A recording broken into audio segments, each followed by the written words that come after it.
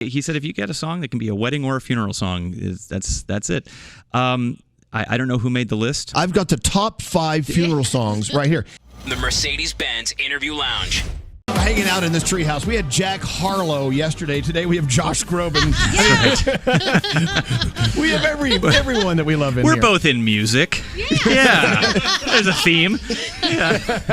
Hi, Josh. Hi, Elvis. Hi, everybody. It's so nice to see you. Good morning. It's nice to see you. It's That nice was to... a fine Wookiee sound to get me woken up. Who needs coffee? Yeah.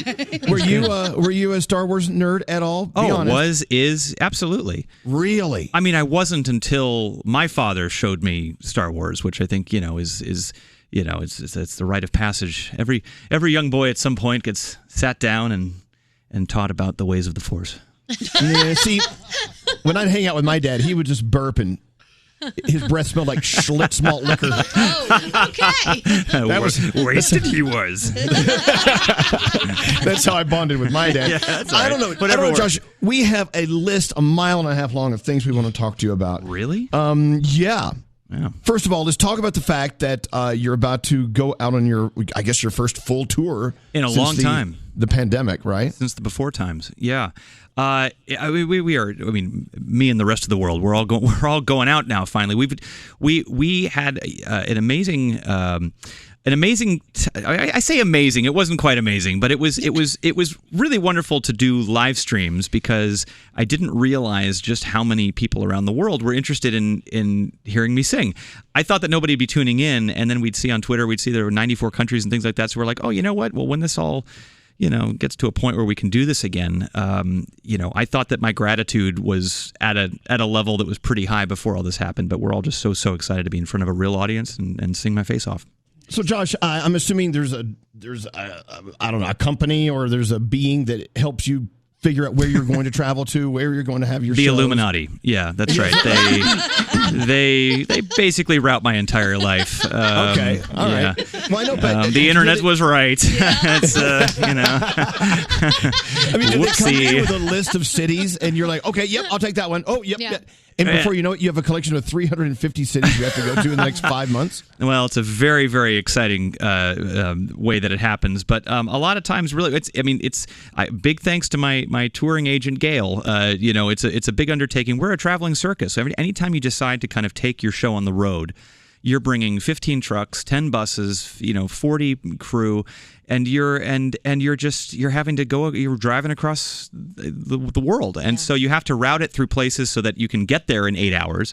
And then it's the exact venue on that night with everybody else trying to book it, and then sporting events trying to book things, and it's a huge undertaking. A lot of people don't see just the enormous effort it takes just so I can go out there and be a weirdo. Do you have a favorite place, like a favorite town or city or whatever that you've been to? Oh man, the venues that we're playing this summer are really, really special to me because they're outdoors. A lot of them are in nature. A lot of them have a very rich history. They're under the stars. People are more relaxed. So when you play places like the Santa Barbara Bowl or Red Rocks or Jones Beach here in New York, it's just there's an element of looseness. I think sometimes that is exciting for us. We're with the weather. It's the co-star up there is like a bout of wind, just absolutely blowing you off the stage. You get actual crickets instead of just the fan ones. It's you never know what you're going to get. Yeah. Well, I know that you just did 3 sold-out nights here at Radio City Music Hall. Yeah. Yes. And I know before COVID, I don't know if you guys know this, but Josh had a ton of nights planned at Radio City with special guests. He actually invited us to come up and be guests on his stage one night, which was the dumbest idea he's ever had. But genius. Anyway, so I guess you got a taste at Radio City what it's like to be back out there. I mean, when you first stepped foot back onto a stage, what was that electricity like for you? Well, I mean, we started the show with this kind of sketch. We filmed a sketch where I'm rolling around New York City in like a plexiglass box because I'm afraid to kind of greet people again. And we had everybody from Richard Kind, Tina Fey was in it. And so the opening of the show, the curtains open, and I actually roll out onto the stage in the plexiglass box. And so that was kind of a weird way to greet an audience again. I did it to myself. I wrote that piece. But it is like getting back on a bike. There's some muscle memory to kind of greeting an audience again and feeling that energy again. But it's different. Everything we do now is both. It's a little more nerve-wracking because it's been a while. But on the other hand, I think we're all coming back to the stage with so much more perspective about what's important in life, and just with so much more gratitude, as I said earlier. And so in some ways the nerves are kind of a little less because there's so much connectivity and so much perspective we've had over the last couple of years that it's just go out and just have fun and be moved and try to move people, and it's not any more complicated than that. Good lesson learned then, Yeah. It's about having fun. I think so. Yeah. I mean, there's a lot of things that you tack onto it, I think, before you have life-altering moments, and there's a lot of things that aren't energies that aren't necessary that people bring into the entertainment industry, into art, into performing, that have no place in the artistic process or on stage. And I think that this last couple of years we've all experienced traumas large and small, and I think if there's any small silver lining, it's kind of cleansed some of those unnecessary energies that we don't need in our lives, and that goes for performing as well.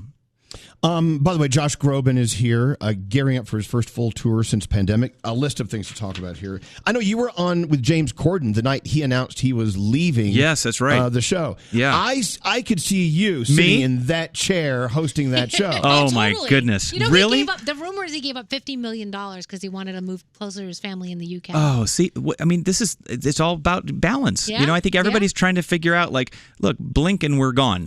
What do we want to do with our lives? What actually gives us purpose and passion? So, and I said it to him on the night when he announced it, but, I'm all for finding ways to stay scared, stay excited, be with the people you love, and move aside so I can get in there. So, really those are the four things really that I try to instill in every performer who's at that level. Get out of here. Spend more time with your family and let me in. That's right. Yeah. Get out of that chair. That's right. I know, but you guys may not know this, but just like I did as a little kid, when Josh was a little kid, he would sit in his bedroom at night and pretend to be a radio guy. That's true. He would host his own radio show that I only he listened to. You don't tell Elvis this because he'll say, "Okay, I'll move over. You can get in." All these openings. He's been figuring that one This out. is a really fun day at the office here you have here. It's just so early. I would give up my $50 million to let you take over the show. Thank you so much. I get paid in those wax cheeses, those ones that you can open up with the little string. Yeah, so this would be an upgrade for me. What's wrong with that? Nothing, absolutely nothing. Hey, on a serious note, I know Gandhi brought this up earlier with the stories coming out, like last night's story of Dave Chappelle on stage. This is kind of a serious I just thing. read this on the walk over here. Yeah. Yeah. Gandhi, your question was like, well, let's talk to Josh about what you were saying earlier. Oh, okay. So what is the situation with you guys in security now? Because during the pandemic, obviously, people did have a perspective shift, and some people got a little bit, unhinged. And now as a performer, you're on stage in front of all of these people. Yep. How does that affect you? Where's your security? I mean, right. Are you nervous? Well, as one of the most boundary-pushing comedians in America, right. I always have to worry about. No, it's a scary time because you first of all you want to feel like your crowd is with you. Security is always an important thing for any of us, no matter what genre we're in, comedy or music, whatever it is. We value the venue security that we have with us privately. There are things that people know about and read about, and then there are all kinds of things that audiences never know about and fans never know about that we're always clocking and always looking at behind the scenes. Tell us those. What are those? Name names. I mean, it's it's especially with the internet now, and anybody can be anonymous and make threats and make your life miserable. It's there's always things that you're looking out for. So that's a scary thing. That's a scary precedent to have, that if somebody wants to come up and do harm during what should be a sacred time to share that with an audience, that's never welcome. I don't know what happened in this particular case. I just kind of read it briefly before I came over here, but I have a feeling drugs or alcohol might have been involved, and maybe people get people. I mentioned some of these outdoor venues. The rosé is a flowing. Rosé at the Groban Show. Rosé. I mean, when you just said Rosé. you read it on the walk over here, my first thought was, Josh Groban is just walking around the city. Yeah. I don't want to walk around the city. What are you doing? just walking around. I got the call about 5:15 that you guys had a spot. He just walks in. And I went, He's the coolest guy because he honestly walks in with one person. I go, what are you doing? He goes, well, what do you mean? I go, well, where's your entourage? He goes, I don't need that. I go, I think you and Michael Bublé are the only two that come here with no entourage. Well, that's but what a person. Beth and my management here. She's a Swiss Army knife of skills. I mean, truly. There's security. Nothing she can't do. She does security and catering, everything. You know, I learned about 18 years ago, you don't want to pay for 18 people that are just looking busy, and it's just one of those things. And I think that sometimes brings more attention. It brings more attention. I don't have that many friends. I don't know. I think maybe it's just, remember like the doctor who said if you haven't had COVID yet, you probably don't have any friends. Yeah. I felt that.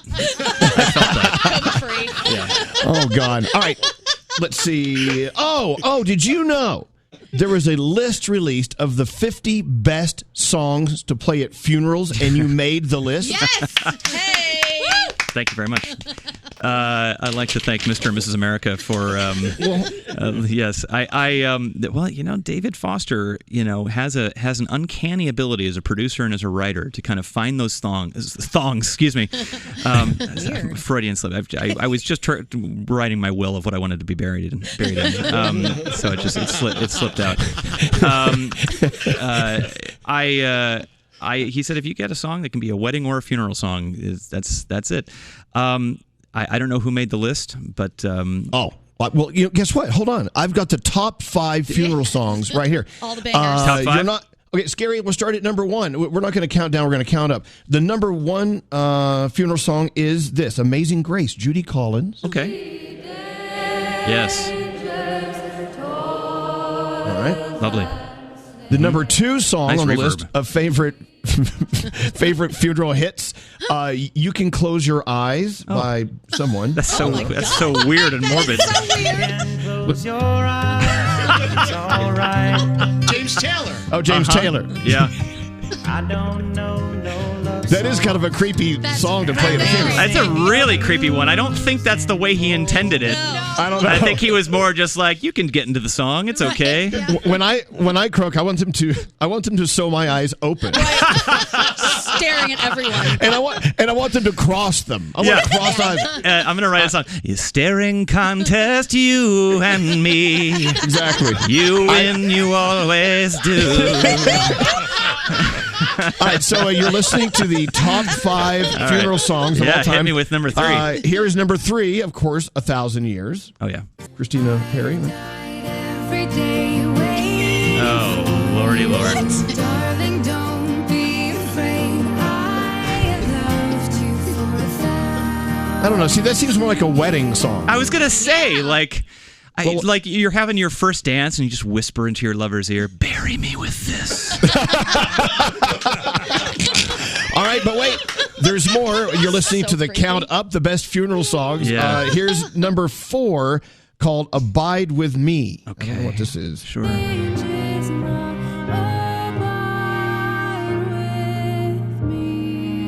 Okay. And now, ladies and gentlemen, I give you the number 5. Get that out of here. What could it possibly be? The number 5 song on the best funeral hits of all time. Josh Groban, "You Raise Me Up." Wow. This is more of a resurrection song than a burial song, I feel like.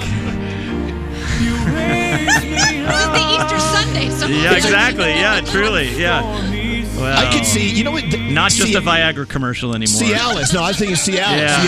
You have like a sorry. singing... I don't know which one you're sponsored by, Elvis, here at the show. I didn't mean to say the wrong one. No, but I can see like an animated singing penis. Sure. You Raise Me Up. Yeah. In fact, when I die, I want my own song played, but with that animation. I just feel Sewed open. with my eyes sewed open. I want it to just be pure awkward sauce. Absolutely. Oh, I love this. Someone just sent a text that says Josh Brolin should do comedy. Josh Groban, you are hilarious. By the way, confused as that person may be, not incorrect. That is not incorrect. I totally agree. Josh Groban is here, so you're close.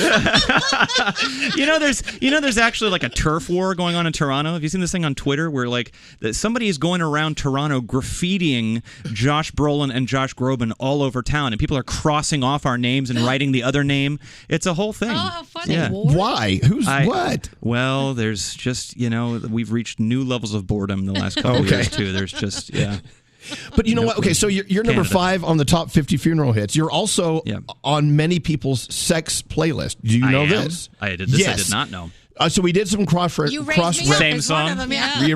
We did some and I kid you not, cross-referencing on a lot of streaming sites. Okay. And we pulled up people's playlists, and you do have a song that appears more than others. Really? It's where did it go? I just saw it on the list. It's never existed, it's right Elvis. In 4. Oh, here it is. Hollow Talk. Oh, really? Oh, this is on people's. This was a real deep cut. I'm sorry.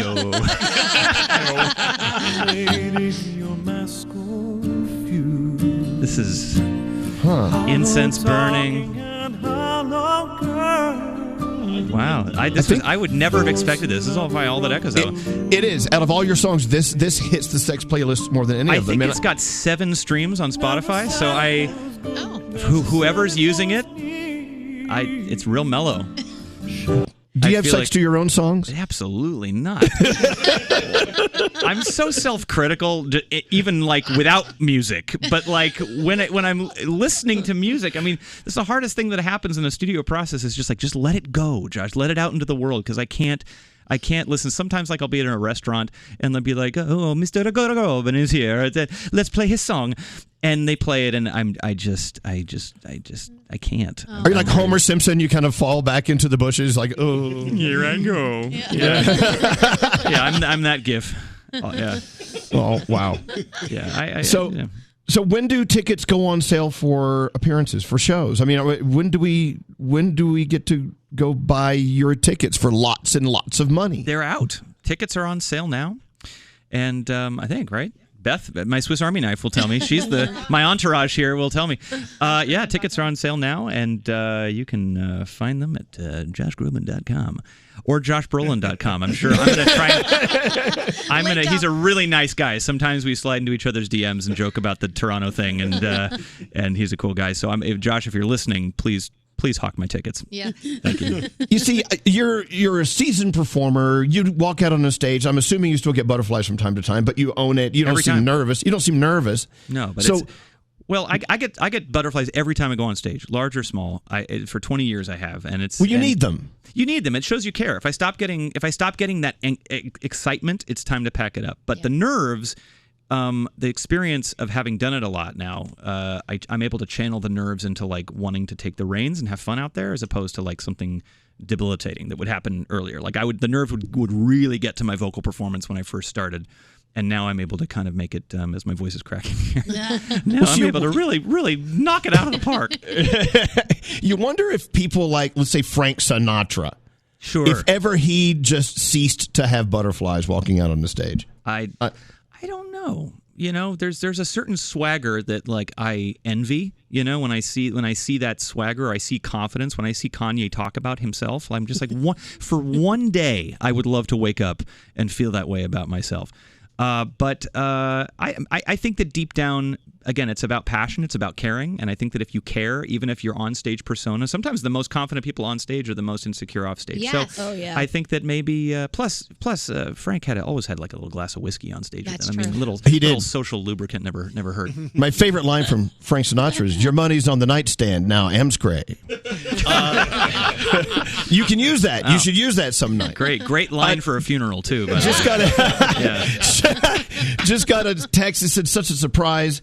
The best teacher appreciation gift ever was someone gave me a Josh Groban life-size cutout for my classroom." Oh, wow. Oh, yeah. I was expecting maybe a ticket, but no. That's a life-size cutout. Wow. That's. And let's see. God, look what they're saying about you. I was once an usher at Josh's show. Yeah. I would love to meet him. Oh, no, this is actually from the performer Usher. Usher is checking in. Thanks, Usher. Wow. Because of this interview, I can't wait to go to one of his concerts again. Oh, my goodness. I didn't realize Josh Groban was so funny. Well, Who knew I could love him this much? To deflect the pain. Question. I'll cry otherwise. I'll cry. Let's see. When will Josh be dating Pete Davidson? They're all asking. It's only a matter of time. Line 20 is Colleen. Let's see what she says. Let's be honest, Colleen. What did you think of Josh when he played PNC in New Jersey? Oh my goodness. Hi. Well, first of all, I got him freaking out. Good. Hi. Nice to meet you. Hi, Josh. So I've seen you in concert. I can't even tell you how many times. Thank you. But at PNC a couple years ago, I brought my husband there, and we're on the lawn enjoying it. Sarah McLachlan opened. It was a very calm, relaxing evening. And we were sitting by a bunch of, I don't know how to say it, maybe Jersey housewives. Imagine that. And maybe a little bit too much wine happened. Oh, see. Yeah. And these mythical alcohol compliance people came out and tried to calm them down. And the husbands got involved, and a big fight broke out, and they were all escorted off the lawn. And my husband goes, "Oh my goodness, this is really what happens at Josh Groban concert." This was a fight. That was, it gets pretty hairy out there on that lawn. You never know on the grassy knoll what's happening out there. This was for sure a Josh Brolin concert. I just want you to know that.